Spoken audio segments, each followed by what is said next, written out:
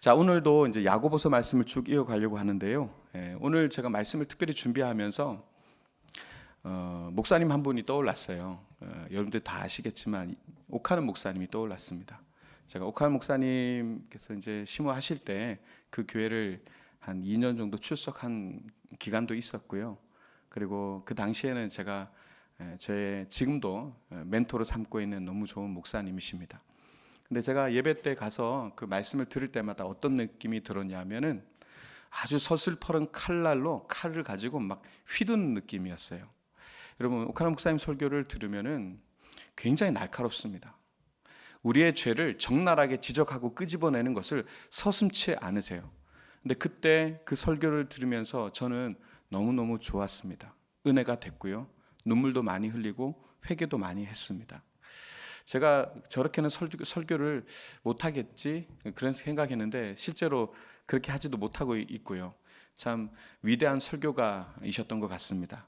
근데 오늘 제가 이 설교를 준비하면서 옥하는 목사님을 떠올렸다는 이유는 뭐냐면 오늘 말씀이 사실 우리에게 야고보서 말씀이 전체로 그렇지만 오늘도 본문도 마찬가지로 되게 날카롭게 다가오더라고요.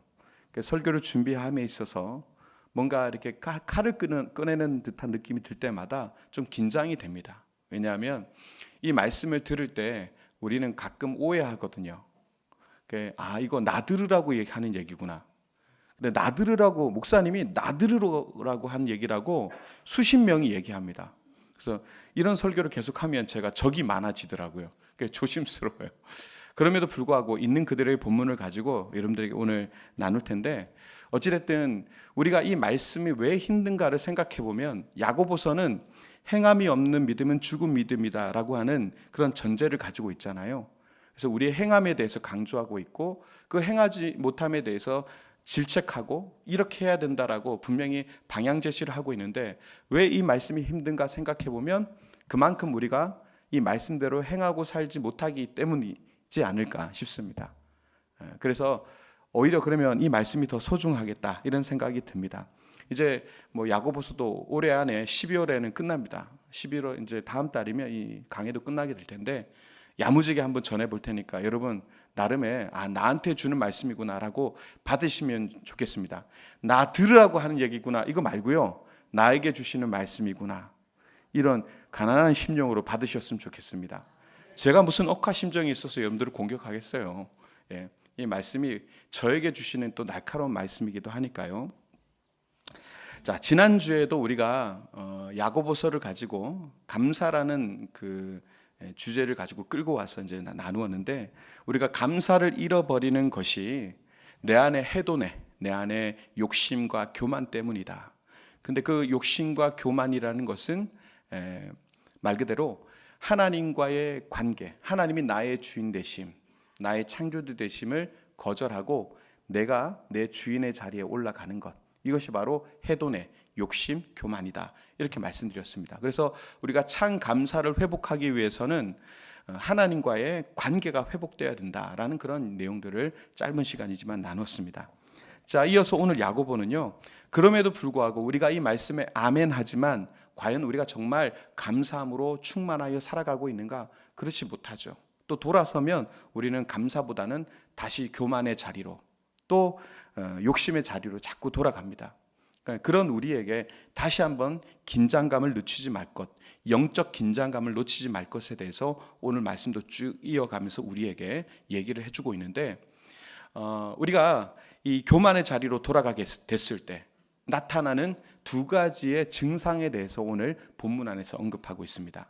자, 오늘 이 두 가지를 함께 나누면서 나 안에 이런 증상이 있다라고 한다면 나는 지금 하나님과의 관계에서 벗어나 영적으로 교만하거나 욕심의 상태에 있다라는 것을 파악하고 빨리 하나님께로 주님과의 관계로 돌아갈 수 있는 그런 우리가 다 되었으면 좋겠습니다. 근데 그 증상이 뭐냐? 이 두 가지인데 첫 번째는 뭐냐 하면 오늘 말씀 그대로 얘기하면 다른 사람을 향해서 재판관이 되려고 한다는 것입니다. 첫 번째는 다른 사람을 향해서 재판관이 되려고 한다. 두 번째는 내 인생을 향해서 주인이 되려고 한다. 이건 같은 맥락에 계속 있는 거죠. 내 인생에 있어서 내가 주인이 되려고 한다. 이 두 가지 증상이 계속 나타난다는 것입니다. 이것이 바로 교만이고 또 이것이 바로 우리의 욕망이죠. 오늘 말씀을 통해서 우리의 삶의 모든 영역 속에서 우리 교만의 자리를 벗어버리고 우리의 인생의 주어를 내가 아니라 하나님, 우리 주님으로 바꾸는 그런 은혜가 있으시기를 축복합니다. 자, 먼저 우리 첫 번째 교만에 대해서 얘기할 텐데, 첫 번째 교만은 뭐냐? 이웃을 향해서 자꾸 재판관의 자리에 서려고 하는 그 모습에 대해서 먼저 나누겠습니다. 야고보는 지난주 우리로 하여금 하나님께 복종하라는 권면에 이어서 오늘 다시 한번 11절에 와서 구체적인 명령을 하는데요. 11절 상반절에 이렇게 되어 있습니다. 형제들아, 서로 비방하지 말라. 형제를 비방하는 자나 형제를 판단하는 자는 곧 율법을 비방하고 율법을 판단하는 것이라. 자, 여기서 구체적인 명령이 뭡니까? 서로를 비방하지 말라, 이렇게 얘기하고 있습니다.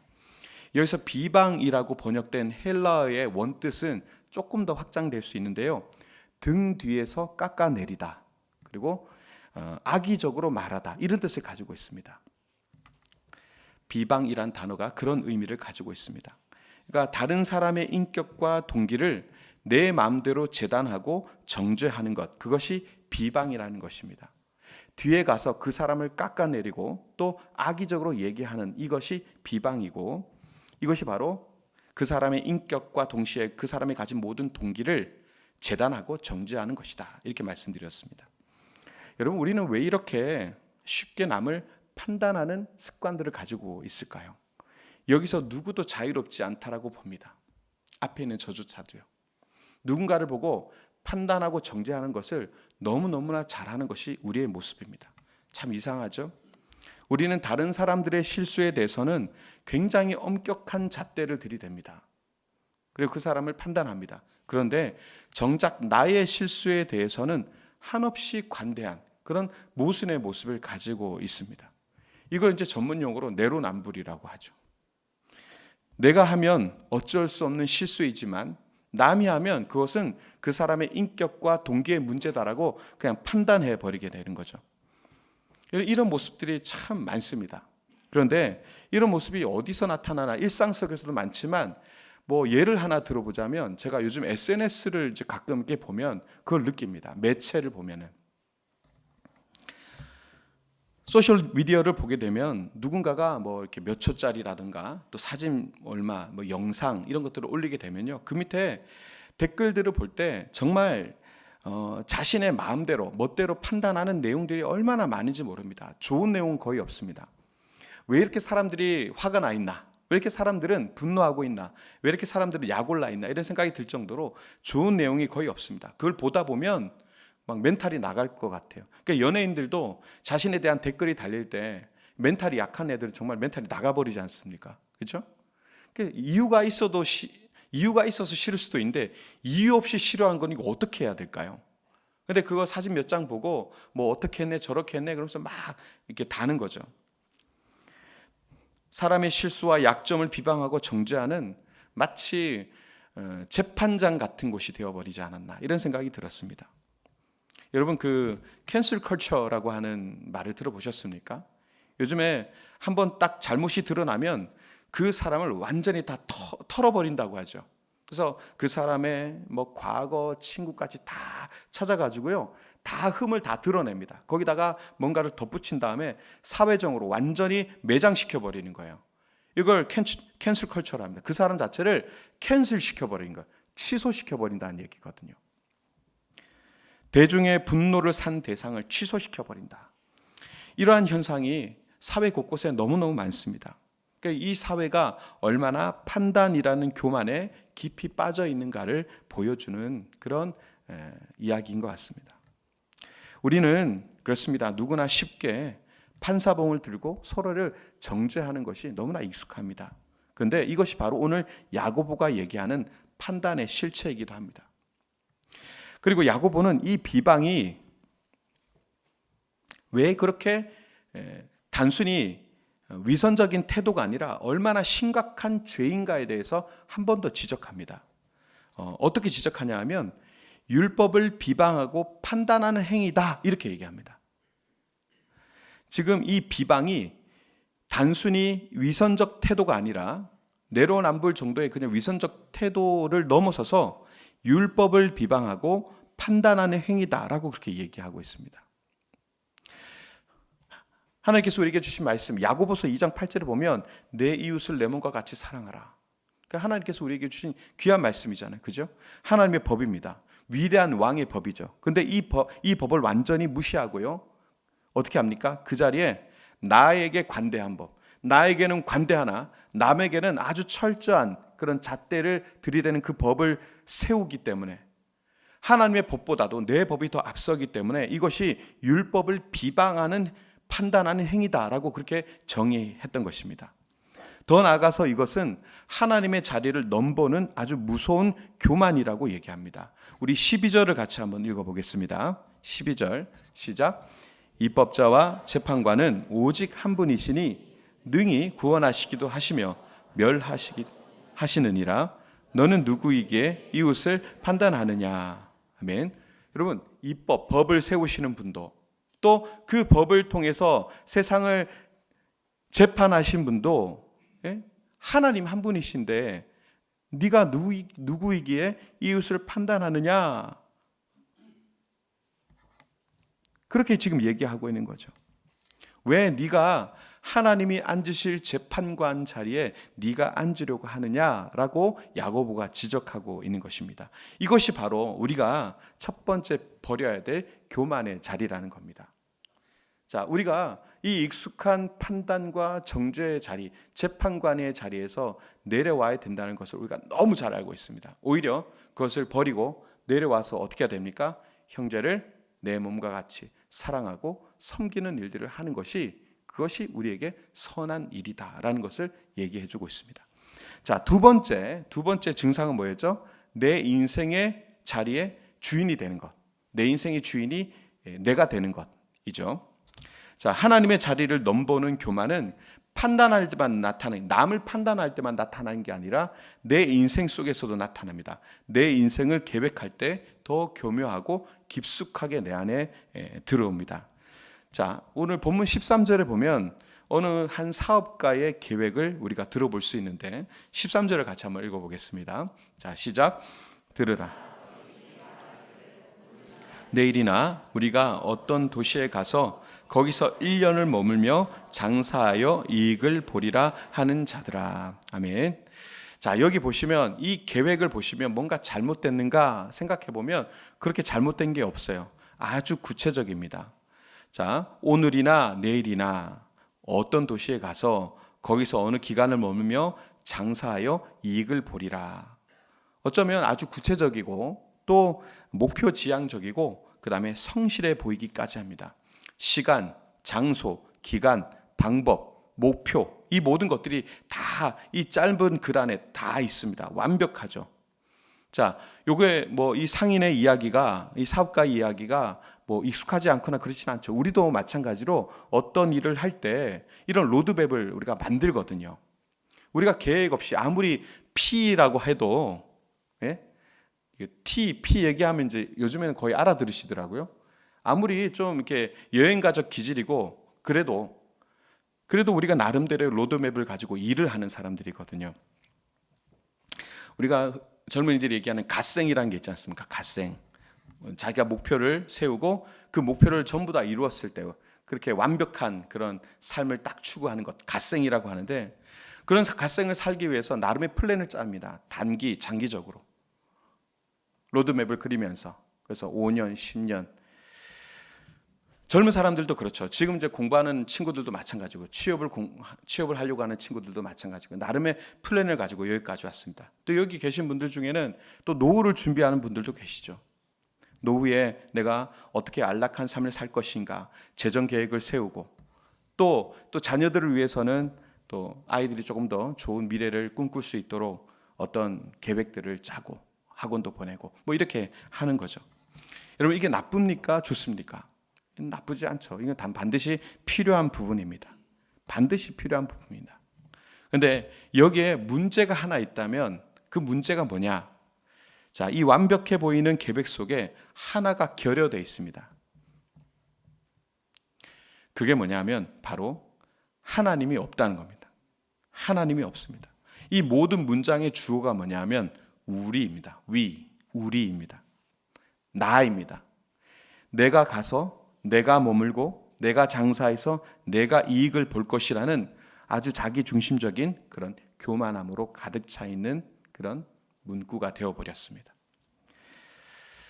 자, 여러분, 우리가 불과 몇 년 전에 우리의 이러한 완벽한 계획을 한순간에 멈춰버렸던 시기가 있었습니다. 대부분 아실 겁니다. 팬데믹의 시기였습니다. 코로나. 오늘이나 내일이나 우리 여행 가서 이렇게 좀 즐겁게 지내다 오자. 그 계획을 짜요. 한국 사람들이 여행 갈 때 어떻게 합니까? 블로그 다 찾아보고 어디 가야 될지, 그리고 우리 입맛에 맞는 식당이 어디인지 별점 다 찾아보고 다 찍어놓고 그렇게 꼼꼼하게 다니는 그런 여행자들이잖아요. 그러니까 굉장히 꼼꼼하게 준비를 하지만 그 시대에 비행기가 다 멈춰버렸습니다. 사업을 한창 진행하던 중에, 뭔가 그 다음을 그리던 중에 사업이 다 멈춰버렸습니다. 교회는 어땠습니까? 저는 제가 살면서 이런 경험을 하게 될 거라고는 상상도 하지 못했거든요. 지금도 기억납니다. 이렇게 본당에 섰습니다. 그 본당은 2,000석이 넘어요. 근데 이렇게 서 있는데 성도가 한 명도 없어요. 카메라를 쳐다보고 설교를 하면서 녹화를 합니다. 그리고 그거를 유튜브로 송출하고 보내줍니다. 여러분, 설교가 회중이 없으니까 설교가 얼마나 힘든지를 제가 뼈저리게 느꼈어요. 저는 액터가 아니잖아요.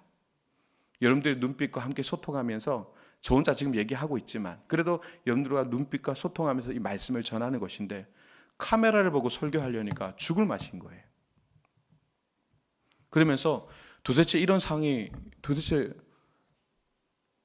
왜 찾아온 걸까? 이게 도대체 무슨 상황인가? 이런 생각이 들었습니다. 지금도 그 여파가 지금도 아직도 여전히 남아있고, 사회 구석구석마다 그 팬데믹의 그 흔적들이 지금도 남아있죠. 사회 구조가 많이 바뀌어버렸습니다. 오늘 본문대로 1년 머물며 장사하여 이익을 보리라 다짐했지만 사업체 다 문 닫았습니다. 이 거대한 바이러스 앞에서 우리의 계획, 우리의 자신감, 한창 잘 나가고 파죽지세로 올라가던 모든 것들이 다 단절되어 버렸습니다. 그리고 우리는 그냥 웅크리고 앉아 있어야 되는 그런 상황을 맞이했던 것이죠. 이것이 바로 오늘 야고보가 14절에서 지적하는 우리의 인생의 실체입니다. 14절을 같이 한번 읽어보겠습니다. 시작. 내일 일을 너희가 알지 못하는도다. 너희 생명이 무엇이냐? 너희는 잠깐 보이다가 없어지는 안개니라. 여러분, 이거 인정할 수밖에 없지 않습니까? 우리가 내일 일을 모릅니다. 10년 후는 더 모르죠. 우리의 생명 또한 모릅니다. 어느 순간 우리가 하나님 부르시면, 그리고 내가 이게 전부다라고 붙들었던 것 하나님께서 후 하고 부시면 다 그냥 순식간에 날아가 버립니다. 장례 때마다 설교할 때마다 우리의 인생이 뭐라고요? 아침 안개와 같습니다. 오늘도 이게 나오잖아요. 햇살이 비치면 휙 하고 날아가 버리는 잠시 있다가 마는 안개, 아트미스. 우리의 인생이 그렇습니다. 아침에 피었다 저녁에 지는 들풀과도 같습니다. 그것이 우리의 인생입니다. 우리는 커다란 반석이 아닌 겁니다. 저는 그 팬데믹 가운데 우리가 얼마나 연약한 존재인지, 우리의 계획이 얼마나 불확실성이 높은지에 대해서 너무나 절실히 깨달았고 그것을 전 세계적으로 증명했다라고 봅니다. 그래서 성도의 올바른 삶의 태도는 그래서 오늘 15절과 같아야 된다라고 봅니다. 15절을 같이 또 읽어보겠습니다. 시작. 너희가 도리어 말하기를 주의 뜻이면 우리도 이것이 아멘. 자, 여기서 보시면 너희가 도리어 말하기를 주의 뜻이면 우리가 살기도 하고 이것이나 저것이나 할 것이다. 이게 중요합니다. 여러분, 주의 뜻이면, 주의 뜻. 여러분, 이 주의 뜻에 대해서 우리가 많이 얘기합니다. 하나님의 뜻, 주의 뜻 얘기 많이 하죠. 기도할 때도 하고요. 어떤 일이 생길 때마다 하나님의 뜻이 있겠지 이렇게 얘기합니다. 근데 우리가 이 말을 할 때 단순히 우리의 말 끝에, 기도 끝에 붙이는 액세서리 같은 문구가 아니라는 겁니다. 여러분, 주의 뜻이라는 것은요, 어떤 것입니까? 내 삶의 주권이 나에게 있지 않음을 고백하는 것입니다. 하나님께 나의 모든 주권이 있음을 고백하는 신앙 고백인 것입니다. 신앙적 자세, 그것이 바로 주의 뜻입니다. 내 계획이 아니라 하나님의 계획이 내 삶을 통해서 이루어지기를 바라는 겸손한 마음의 표현이자 신앙의 고백, 그것이 바로 하나님의 뜻대로입니다. 이런 고백 없이 세운 모든 계획과 자랑이 여러분 16절의 말씀에 보면 여러분 이런 하나님의 뜻이 없는 모든 계획과 자랑은요 뭐다? 악한 것이다. 그렇게 표현하고 있습니다. 그렇습니다. 하나님이 없는 성공과 계획은 아무리 우리가 인간의 눈에 보기에는 굉장히 좋아 보여도 훌륭해 보여도 하나님 보시기에는 어떻다고요? 악에 불과하다. 이렇게 얘기한다는 겁니다. 우리 17절을 같이 한번 읽어보겠습니다. 이제 마무리해야 되는데요. 17절 시작. 그러므로 사람이 선을 행할 줄 알고도 행하지 아니하면 죄니라. 아멘. 자, 이 마지막 구절은요, 앞서 두 가지의 교만을 마무리하는 아주 강력한 원칙입니다. 그러므로 사람이 선을 행할 줄 알고도 행하지 않으면 죄니라. 자, 여기서 그런데 얘기하는 선은 뭘까요? 앞서 얘기했던 두 가지를 생각해 보면 이 선이 뭔지를 알 수 있습니다. 쉽게 얘기하면 하나님을 하나님으로 인정하는 삶입니다. 하나님이 나의 하나님, 하나님이 나의 주인, 하나님이 나의 창조주이심을 인정하는 것, 그것이 선입니다. 오늘 말씀에 빗대자면 하나님이 나의 재판관이십니다.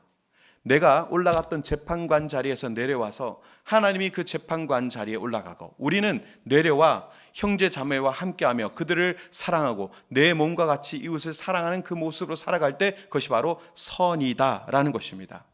내 인생의 주인의 자리에서 내가 내려와 내 인생의 주인의 자리에 하나님이 올라가셔서 그분이 나의 모든 것을 통치하시는 것을 누리고 살아가는 삶, 그것이 바로 선이라는 것입니다. 그런데 이 선을 우리가 알고 있어요? 하나님이 나의 재판관이시고 나의 주인이심에도 불구하고 이걸 알매도 불구하고 여전히 내가 재판관의 자리에 서서 누군가를 비난하고 정죄하고 뒤에서 그를 끌어내리고 또 내가 내 뜻대로 하나님을 제외하고 내 마음대로 하려고 하는 그런 마음을 가지고 사람들이 보기에 좋은 그런 성공을 취하게 될 때 이 모든 것들은 뭡니까? 죄에 지나지 않는다라는 것입니다. 오늘 지금 그러므로 사람이 선을 행할 줄 알고도 행하지 않으면 뭐다? 죄다, 죄니라 이렇게 말씀하고 있습니다. 오늘 이것이 오늘 전체의 마무리의 말씀입니다. 이런 말씀을 정리하겠습니다. 여러분 오늘 우리 안에 깊이 뿌리 박힌 두 가지의 교만의 모습을 봤습니다. 이 교만이 자꾸 자리 잡으면 하나님께 감사하는 마음이 사라질 뿐만 아니라 오늘 이것은 더욱더 좀 지독하게 지적하고 있는 거예요. 죄다. 다른 사람을 향해서 엄격한 재판관이 되려고 하고 내 인생에 대해서는 내가 주인이 되려고 했던 그런 모습을 우리가 우리 안에 오늘 말씀을 통해서 직면하게 됩니다. 여러분 진짜 살아있는 믿음은 뭐냐? 오늘 제목을 그대로 적용하자면 그렇습니다. 나의 주어를 나가 아니라 주님으로 바꾸는 것입니다. 내 인생의 주어를 주님으로 바꾸는 것. 그것이 진짜 살아있는 믿음입니다. 그리고 진짜 선한 삶입니다. 내가 판단하고 내가 계획하는 삶이 아니라 주님의 사랑으로 서로를 용납하고 주님의 뜻에 순종하는 삶이어야 합니다. 재판관 자리에서 내려와서 주인의 자리에서 내려와서 하나님의 자녀라는 제자리로 돌아가는 것. 여러분 우리의 자리는 어디입니까? 하나님의 자녀라는 자리입니다. 우리의 자리가 버젓이 있습니다. 근데 선악과를 따먹었던 아담과 하와처럼 하나님처럼 되려고 하는 그 교만, 죄의 가장 근본의 뿌리에는 교만이 있거든요. 하나님처럼 되려고 하는, 그리고 선악과를 여지없이 따먹거든요. 여러분 집마다 이 가을철에 풍성한 열매가 있는데 저게 선악과를 한 박스씩 놔두고 이렇게 깨물어 먹고 있는 그런 모습을 상상해 보십시오. 얼마나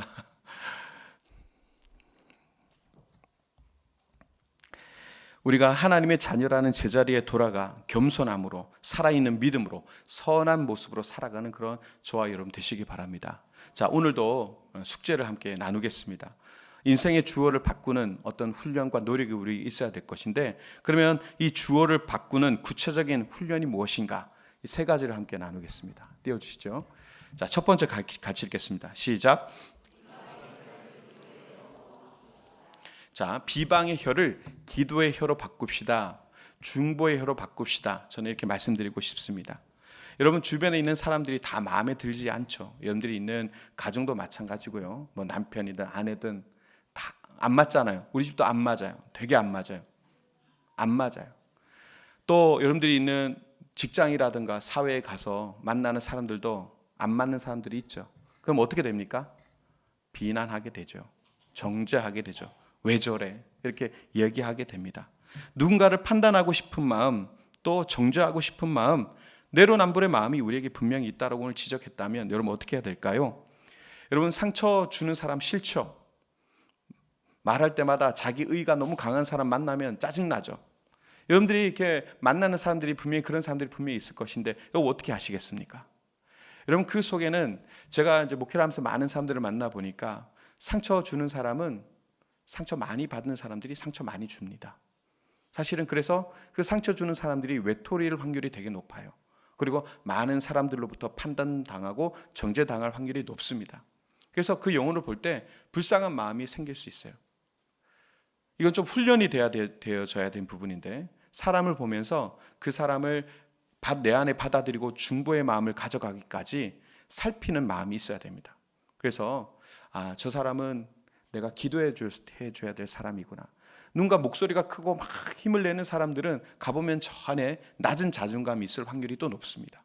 그 사람을 향해서 왜 하나님 저 사람에게 자존감을 주시고 마음의 여유를 주십시오. 그렇게 기도해서 더 이상 그런 상처와 아픔이 반복되지 않도록 죄의 사슬을 끊어달라고 기도할 수 있는 중보자가 되셨으면 좋겠습니다.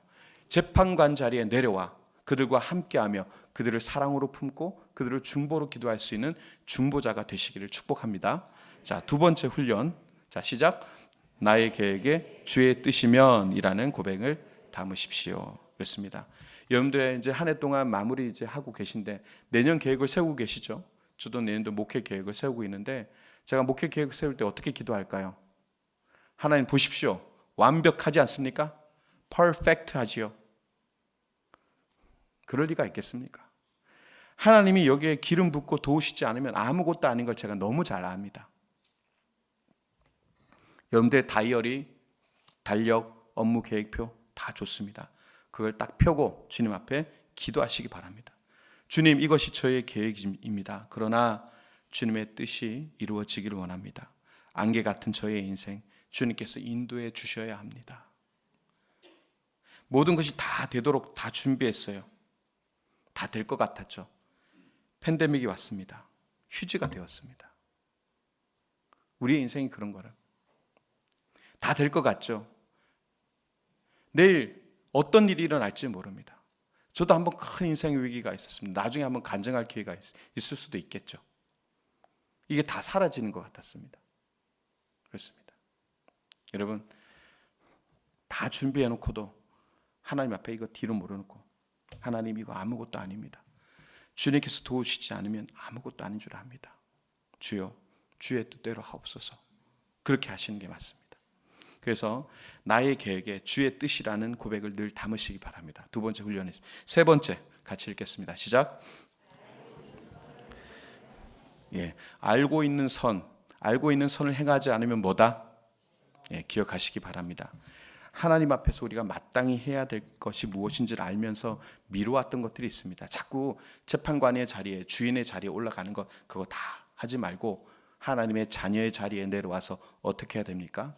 그곳에서 형제 자매를 사랑하고 용서하고 보듬고 주님 앞에 감사하고 주님 앞에 영광 돌리는 모든 일들, 누군가를 돕는 일들, 그 선을 행함으로써 우리의 지금의 이 믿음이 살아있다라는 것을 여러분 스스로 증명해 나가시길 바랍니다. 우리 공주중앙교회는 재판관 사절합니다. 우리의 주인은 사람에 있지 않습니다. 우리 공주중앙교회의 주인은 누구십니까? 말만 하지 마시고 우리 공주중앙교회 주인은 하나님이십니다. 우리 모든 성도들이 겸손히 주님의 뜻을 따라가면서 살아있는 믿음의 공동체로 굳게 서게 되기를 주님의 이름으로 축원드립니다.